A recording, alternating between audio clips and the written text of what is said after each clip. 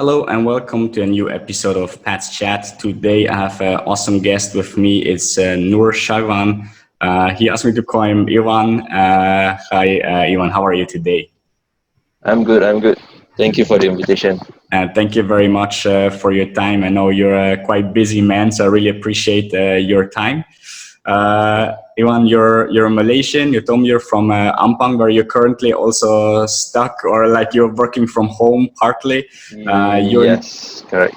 Yeah, you're into solar systems, solar energy, which is an awesome topic. We will talk about this more later. But first, of course, I want to know a little bit more about you. I know that you studied in the University Putra, Malaysia. You have a Correct. bachelor in biology and then a master in environmental science and management. So was that like when you grew up, was that always like the topic that you wanted to follow, like in the green area, let's say, or how did that develop for yourself?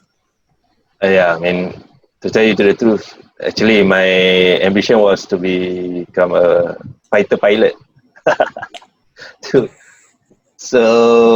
after I finished my secondary school, I was good uh, in two subjects, biology and physics.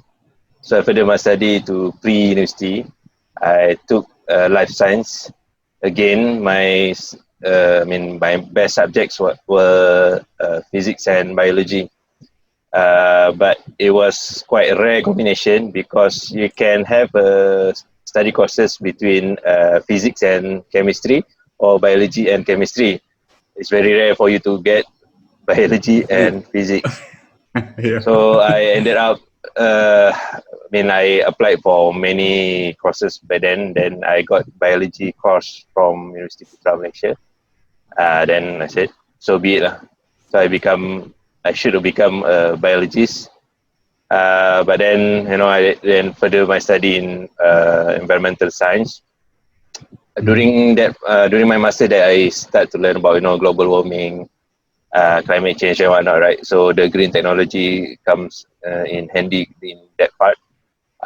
And while doing my master, I involved in entrepreneurship program under Malaysian Technology Development Corporation (MTDC). That's where I got the opportunity to choose technology from local university. So one of the technology was solar charge controller, which is in solar energy system. So I chose that technology, and until now become a solar energy system integrator. Basically, I use my background, when I learned during secondary school. The subject we call it here kemahiran hidup. It's like a hands-on subject where you learn how to cut woods, how to do basic electronics and whatnot. Mhm. So I use that background. Yeah. Then I need to relearn again because mostly of the solar parts I learn it hands-on while doing the installation, Mhm. being supervised by my mentor. His name is Paul. So he taught me a lot. Now based on my experience and knowledge, that's how I involved in solar energy industry. Wow, that's awesome. Very very interesting. And I Yeah. saw like you started also a PhD, and you started like the company already very early. I think 10 years ago. It was called Yes, Solar correct. GE, something like that. But there's one thing that you did in the meantime. Between the studying and like your company, that was quite interesting to read. You were like a chauffeur and a VIP Oh yeah. coordinator for a couple of events, like for the International Olympic Committee and also for Yes. the Laureus Awards that happened 2014 in Yes, KL. correct. Let us know a little bit more about this experience or what you did. All right. So to survive, I do a lot of works, jobs, side jobs and whatnot. Let me start with the PhD. I, I, Yes. Okay. I, I did. No, I did. I did the halfway through PhD for 2 years. The idea was to use my solar case study for the PhD, topic and title. And I found after 2 years, I still failed to propose the title. Not to defend the title, but to propose. So I said to myself, I cannot lie to myself anymore. So I need to, stop first from, because if I were to do a PhD, I need to do it full time. Yeah. I have time for projects, but I do not have time to write. So that will be my PhD story. And then I was doing like Grab driver. I rent out trucks. I sell lorry, trucks, vans, and then in the meanwhile I do events. Like you said, the chauffeur. First event was Laureus 2014. Laureus Award. It's like the Oscar Award for sports. Yeah. Where all the big sports icon came. But unfortunately, during that time, 2014, Malaysia, got very big issue of the MH370, right? Oh yeah, So, that was the same year. Yeah. Oh, that just that was the happened same year. before, right? Yeah, it's like few months, 2-3 months before, 2 months, I think. Okay. Okay. Many big names cancel their, attendance to that event, like Rafael Nadal. I think Messi also cancelled. Even big Hollywood stars also cancelled their invitation. Yeah. But then it was big. It was very big event. So I had the opportunity to become the VIP coordinator. So I coordinate all those movements. Among our VIPs were Jamie Foxx, and then I forgot what's the name. The Doctor Strange. Benedict Cumberbatch. Yeah. Yes, Benedict. Yeah. And then during that time, so we have F1 race, right? So Nico Rosberg, Lewis Hamilton, so Eric Cantona and whatnot, so many. So that was my job. I was coordinating. During that time, the event was sponsored by Mercedes. So we have like 111 Mercedes in hands for all those VIPs. So after that event, 2014, 2015, I got another opportunity. It was IOC, International Olympic Commission, meeting, something like that. Yeah. So where Malaysia become the host.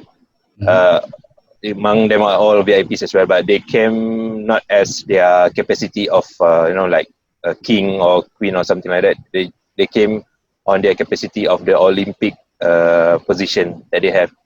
So all those arrangements are being done by the committee instead of the official government to government. So among big shots are Emir of Kuwait, Queen, Prince of Denmark. So many names. So many, all those queens and kings. Yeah. So nice. So I personally chauffeured Prince of Denmark, and during my time, but the cars are sponsored by Audi. Okay. Sorry. Yeah, Audi. So we have like 35 units. So during that time also, I got the chance to test drive all models. Yeah. From Okay. Q7 to Q5, A8, A7, A6, A4. You tell me about it. So each of the car already tested, so proven on the Max Highway. The highway from KL to airport, right? So I mean, test driving these cars was more interesting than meeting the VIPs. Yeah. So and there's another thing, because the numbers of cars actually are not adequate. Like last time we have like 100 plus cars. This time we have only 300 cars, but the trip are almost similar. So you need to double up the trip lah. Yeah. So we were like rushing from KL to KLIA, KL to KLIA. I mean, of course the cars are very supportive, so we become nice. we try our best. Of course, you were not speeding, right? So don't accuse yourself. We just follow everything. Of course. So let me know who is like the most awesome VIP that you were able to really meet or talk to during this time. But then during this thing, we were very professional. We avoid communication unless being asked to.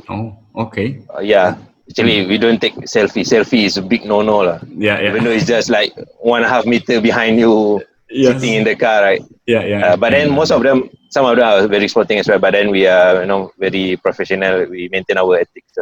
I If understand. you Yeah. ask me, the coolest one was like Emir of Kuwait lah. They came with private jets and whatnot, right?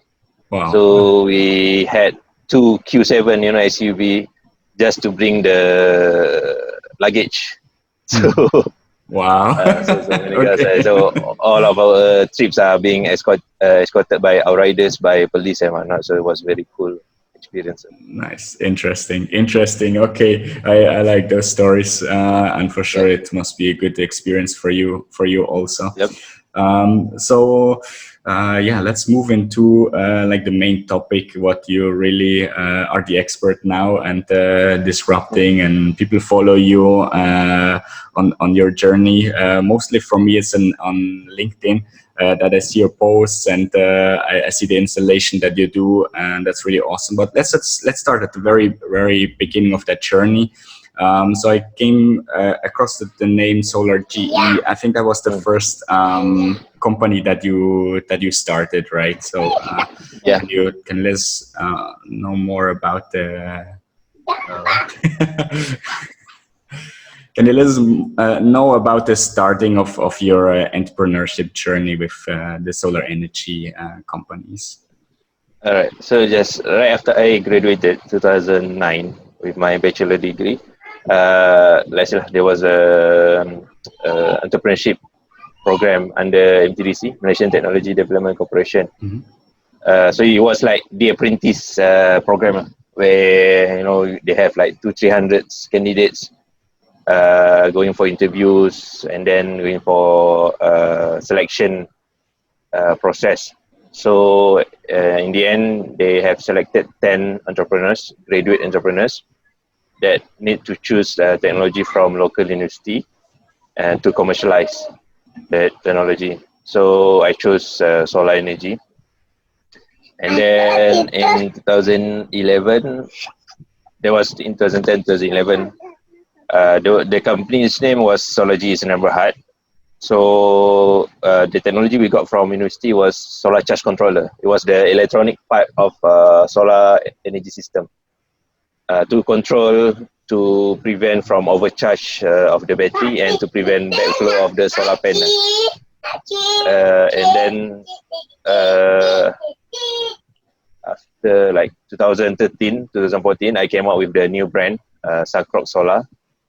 The reason being because I saw in the industry solar energy become too exclusive for like big implementation. It is deemed as advanced and expensive technology. So I really want to get rid that kind of message.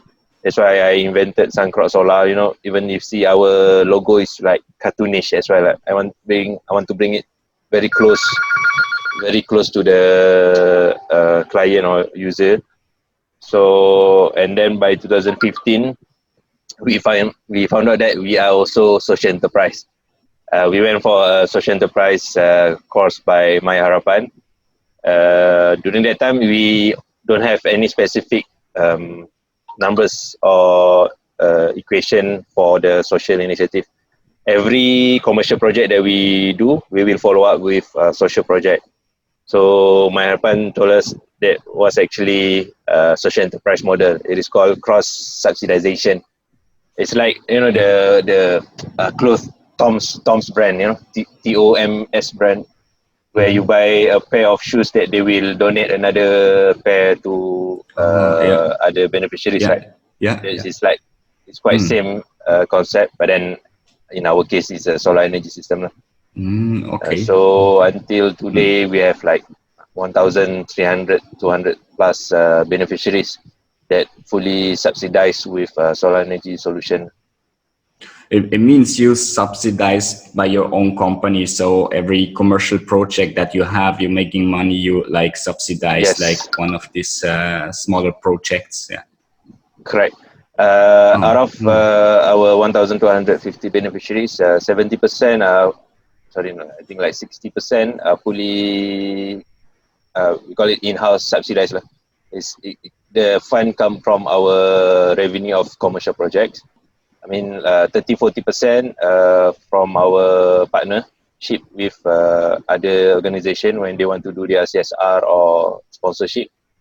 So that would be the breakdown of our fund for the social initiative. Wow, that's awesome, man. That's awesome. And maybe we can like just follow up on that. Some of these projects, some I saw as I mentioned before on LinkedIn. You're supporting the people in very rural areas. Really, I think it's called the Orang Asli, like the native Yes, people. yeah, Aboriginal people. Yeah, that have no power at all for the moment, which came to me also a bit of a surprise, I would say, because Malaysia is like, well, I live in KL, right? So Yeah. you will not think first like that there are still like areas with no power at all. But maybe you can let us know some of the projects that you did and how that really worked out. All right. So first, let me describe you the landscape of our electrification in Malaysia. Mm-hmm. Yeah. There are some officials number. I mean, they said Malaysia is 100% electrification rate. Some of them we got 98%. I should say it's actually 98% because we still have people living without electricity here in Malaysia. But compared to the big population, the numbers quite insignificant, and most of them live deep in the rural or in island landscape, or they live in I should say nomadic way of life. Mm-hmm. So it is hard Okay. for the caretaker government to provide electricity Mm-hmm. because of the access. Even though they still have a lot of program like diesel powered uh, supply for electricity, solar hybrid projects. Mm-hmm. So these kind of communities, most of them are half of them I think like Aboriginal people, and then we have like ethnics in Sabah and Sarawak.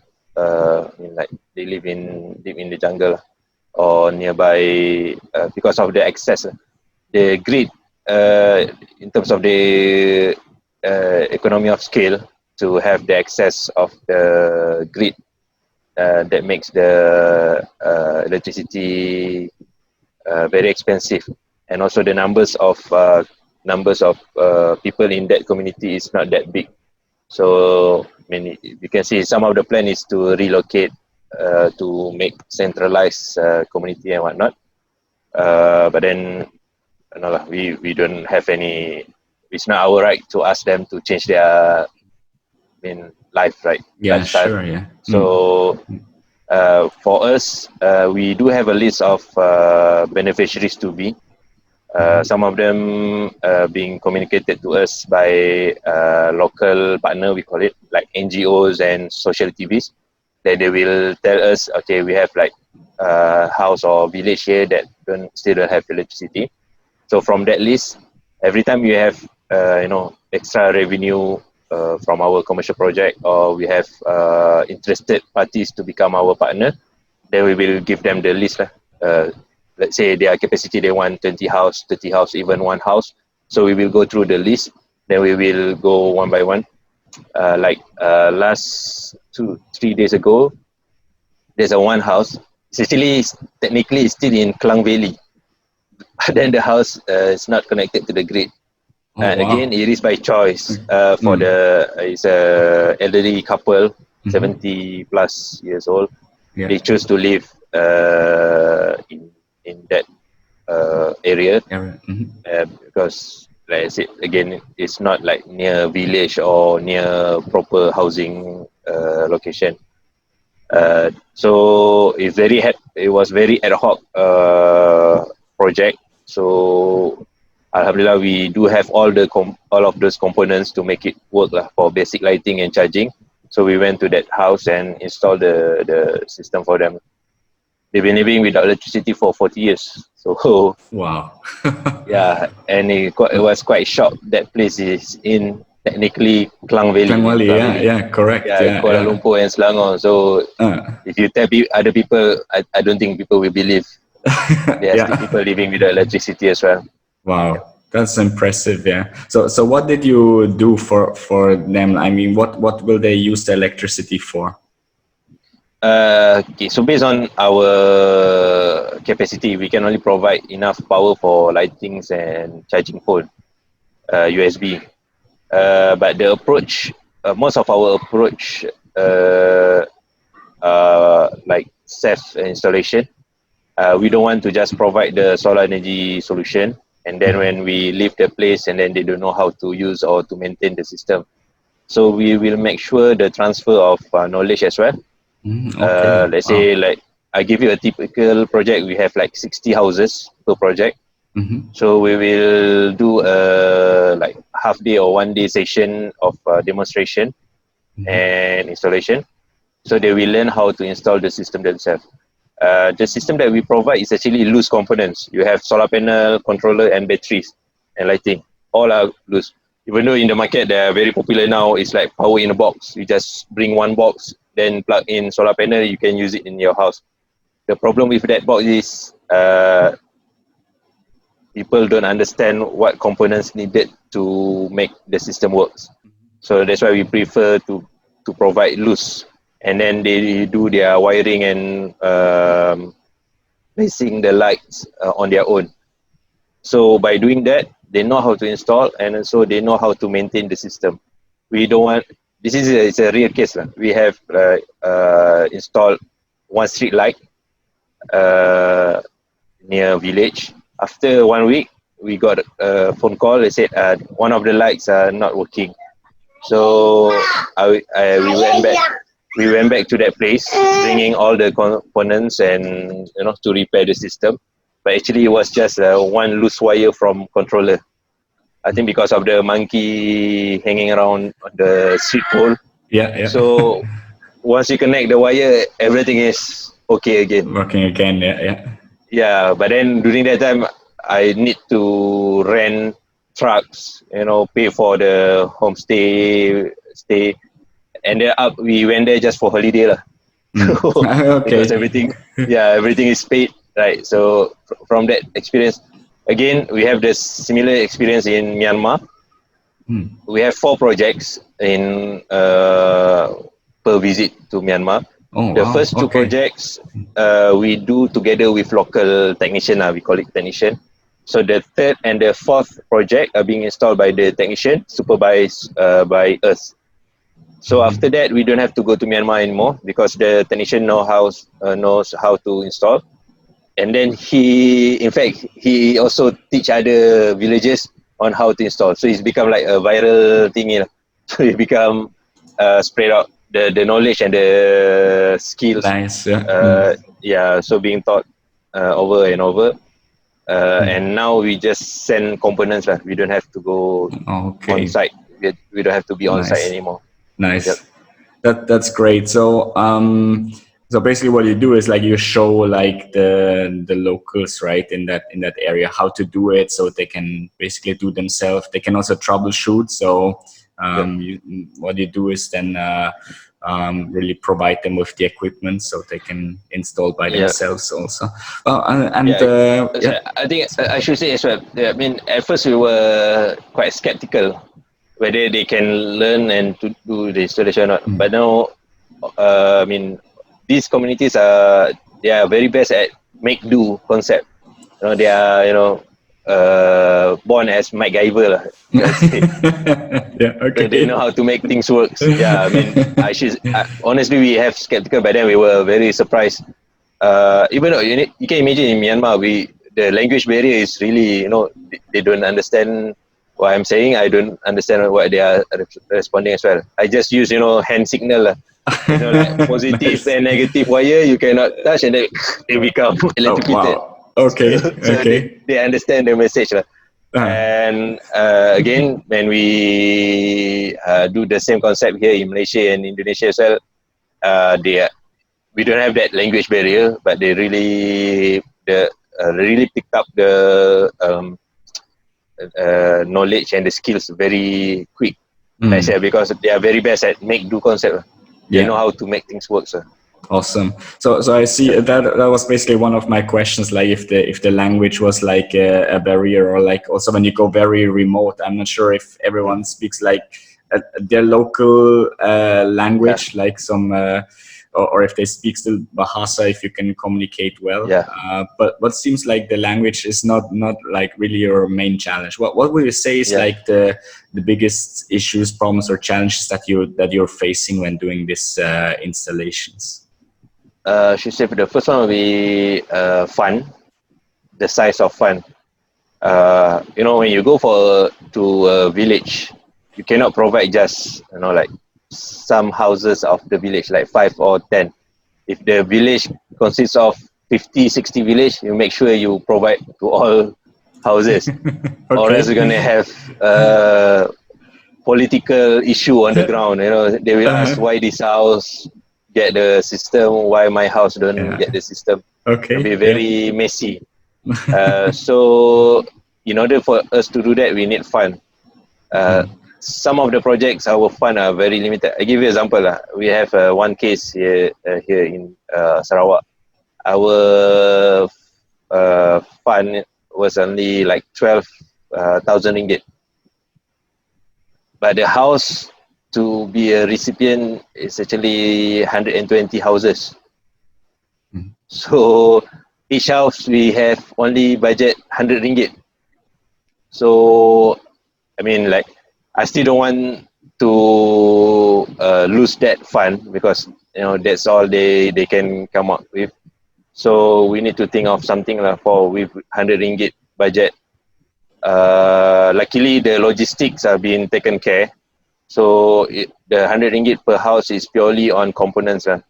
So during that time, we came up with a very basic solar energy system, which consists of 10-watt solar panel. 10-watt solar panel is like A4 size panel. And then we got a controller and USB output with lights. I'm not sure if maybe we provide the power bank as well, or we ask the villagers to use their own power bank to cut costs.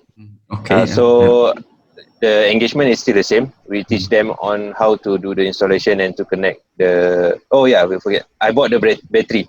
I still remember because I bring 120 batteries on the express boat. So they put the batteries on the rooftop of express boat. And then we need to bring the batteries and panel 6 hours journey from the jetty towards the rural by four-wheel drive car. Wow. Okay. So, so it was quite an experience. So the fund, you say that's the biggest challenge, and I understand because you're subsidizing from your company, right? So how can people or companies like really help? Are you running like other fundraisers or donations, sponsorships, or something like that? Yeah. So from our content being pushed online, right? So we are always open for partnership and sponsorship. But some of the projects are very ad hoc. I mean, we cannot wait, stand and wait to see the house being used in dark. They use candle, lantern, and whatnot. Again, this is Malaysia, right? So we should have 100% electrification. No other people left behind. So for us to have partnership and sponsorship, it takes time. You need to send proposal, they need to get the approval and whatnot, right? So for urgent job, somehow we find a way, either in our own revenue or individuals, because to propose and such take time. So any individuals that believe in our cause, so they might donate or contribute, not only in fund, also in kind. Some of them even contributed their time and energy by joining us to do the installation. Oh, you mean they can come with you and help with the installation, like on site? Yes, correct. If the logistics arrangement is not that hard. Mhm. You know, we have spaces like last week as well. We have done an installation for surau, like mosque Mhm. in the Yeah. rural area. Okay. Nice. Uh, but then I cannot travel with other passengers, because of the MCO, right? So because Yeah. of the travel restriction, Mhm. so I went there alone. I mean, like, not alone, with other, like we went like four-wheel drive cars. But then it was only 6 people. So other people, they have their own job scope, to do the wood job, the piping job and whatnot. So I was doing the installation for solar alone. If we don't have this restriction, then you know if we have spaces in the trip, we always welcome people to join our mission. I see that. That's highly interesting, and Yep. again, I saw some of the projects that you did, that you assemble yourself and helping there. Yeah. Some of the videos that you share are quite funny, Yeah. because you try to do the video and you're here like hammering and working everywhere. Yeah, because everybody's try to meet the deadline. They Yeah. were installing the water sprinkler on the rooftop. So during that time, I was like, oh, finally, I got a very calm situation for me to do video. But all this while, my video are on the run video, on the roof. I need to do the installation and I need to hold the camera and whatnot. So this time I bring a tripod. But Yeah, again, yeah. when you think everything should be okay, something happened, right? So that's how. That's how it is. That's how it is. Yeah. Absolutely. Yeah. Maybe I need to. share. Yeah. Yeah, I need to tell the should say the magical moment lah. When you Mm-hmm. have installed the solar energy system, right? So when the beneficiaries, like villagers, the user of the household, see the electric powered light for the first time, that will be your magical moment. Of course, you're doing business for profit, for financial means, right? But then when you in that moment, when you see people see something that is being waited for so long, I mean, sometimes the moment itself overcome the financial outcome of that, of your venture. So I Awesome. should Yeah. let. Yeah. Yeah, I understand. I understand, and that's I think a very beautiful final sentence for our chat. I really admire Yeah. what you do. I really have a lot of respect for what you do. I hope many more people can help and support you.